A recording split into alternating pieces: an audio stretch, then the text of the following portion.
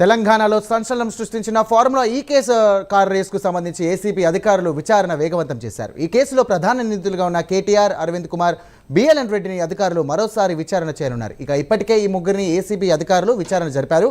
తాజాగా ఎఫ్ఈఓ సంస్థ ప్రతినిధులు సీఈఓను కూడా ఏసీబీ అధికారులు విచారించారు. ఎఫ్ఈఓ సంస్థ ప్రతినిధులు ఇచ్చిన స్టేట్మెంట్ ఆధారంగా మరోసారి కేటీఆర్, అరవింద్ కుమార్, బిఎల్ఎన్ రెడ్డిలను ఏసీబీ అధికారులు విచారించేందుకు రంగం సిద్ధం చేస్తున్నారు. ఇక వచ్చే వారం ఈ ముగ్గురికి నోటీసులు ఇచ్చే ప్రశ్నించే అవకాశం ఉందని తెలియజేస్తుంది.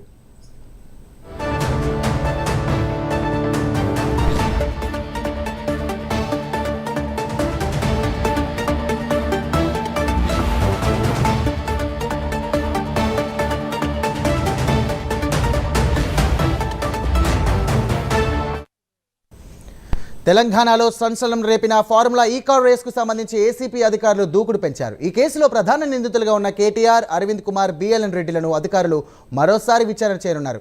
ఇప్పటికే ఈ ముగ్గురిని ఏసీబీ అధికారులు విచారణ జరిపారు. ఇక తాజాగా ఎఫ్ఈఓ సంస్థ ప్రతినిధులు కూడా సీఈఓను కూడా ఏసీబీ అధికారులు విచారించారు.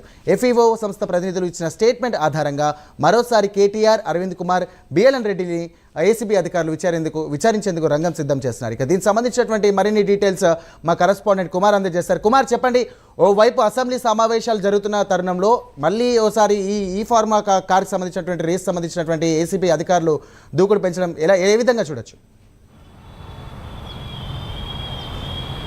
Thank you Sairam. తెలంగాణలోనే సంచలనం సృష్టించిన ఫార్ములా ఈ కార్ రేసుకు సంబంధించి ఏసీబీ అధికారులు అయితే విచారణ వేగవంతం చేశారు.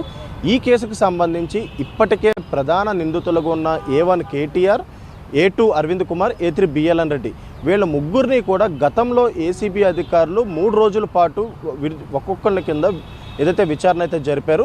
ఆ తర్వాత ఏదైతే వాళ్ళు ఇచ్చిన స్టేట్మెంట్ ఆధారంగా తాజాగా ఎఫ్ఈఓ సంస్థ ప్రతినిధులతో పాటు ఎఫ్ఈఓ సంస్థ సీఈఓను కూడా ఏసీబీ అధికారులు అయితే వర్చువల్గా విచారించారు. ముఖ్యంగా వాళ్ళు ఇచ్చిన స్టేట్మెంట్ ఆధారంగా మరొకసారి ఏదైతే వీళ్ళ ముగ్గురిని విచారించేందుకు కూడా ఏసీబీ అధికారులు అయితే రంగం సిద్ధం చేస్తున్నారు.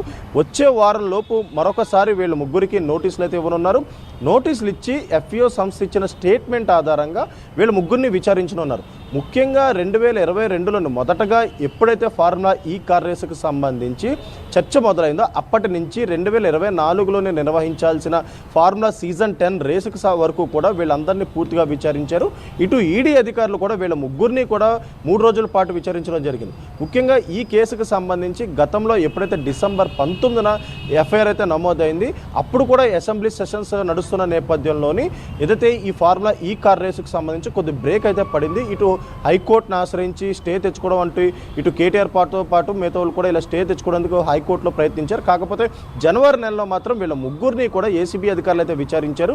ఆ తర్వాత నుంచి ఈ కేసుకు సంబంధించి ఎటువంటి విచారణ అయితే కొనసాగలేదు.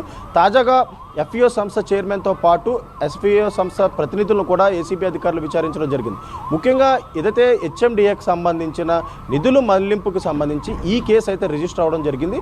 ముఖ్యంగా 46 కోట్లతో పాటు ఏదైతే కరెన్సీ కన్వర్షన్ చేయడంతో కూడా హెచ్ఎండిఏకి అధిక భారం అయితే పడింది. ఈ నేపథ్యంలోనే వీటన్నిటిపై విచారణ జరగాలంటూ కూడా కాంగ్రెస్ ప్రభుత్వం ఏదైతే ఏసీబీ అధికారులను ఆదేశించిన నేపథ్యంలోనే ఏసీబీ అధికారులు కూడా దీనిపై కేసు అయితే నమోదు చేసి ముఖ్యంగా మొదటగా వీళ్ళ ముగ్గురిని అయితే విచారించారు. ఎందుకంటే ఈ కేసుకు సంబంధించి ఇటు కేటీఆర్ విచారించిన సమయంలో కూడా చాలా స్పష్టంగా ఆయన చెప్పిన సమాధానాలు చూసుకున్నట్టయితే ఏదైతే ఎఫ్ఈఓ సంస్థకి పంపించిన అంటే హెచ్ఎండిఏకి సంబంధించి 46 కోట్ల నిధులు పంపించడం ఇది నిజమే. కాకపోతే ఏదైతే ఈ సీజన్ 10 నిర్వహించడానికి మాత్రమే ఈ నిధులు మళ్లించడం తప్ప దీంట్లో ఎటువంటి అవినీతి జరగలేదంటూ కూడా ఇటు కేటీఆర్ చెప్తున్న నేపథ్యంలోని ఇటు ఎఫ్ఈఓ సంస్థ ప్రతినిధులను కూడా ఏదైతే అమౌంట్ రిసీవ్ చేసుకున్నదో ఆ సంస్థే కాబట్టి వాళ్ళను కూడా ఏసీబీ అధికారులు అయితే విచారించడం జరిగింది. వాళ్ళ స్టేట్మెంట్ కూడా రికార్డ్ చేయడం జరిగింది.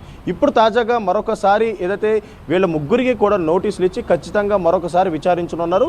ఇప్పటికే ఎఫ్ఈఓ సంస్థ ఇచ్చిన స్టేట్మెంట్ ఆధారంగా వీళ్ళని విచారిస్తారు కాబట్టి ఈ కేసుకు సంబంధించి ఒక కొలుక్కొచ్చే అవకాశం అయితే ఉందని చెప్పొచ్చు sir. Right, thank you Kumar.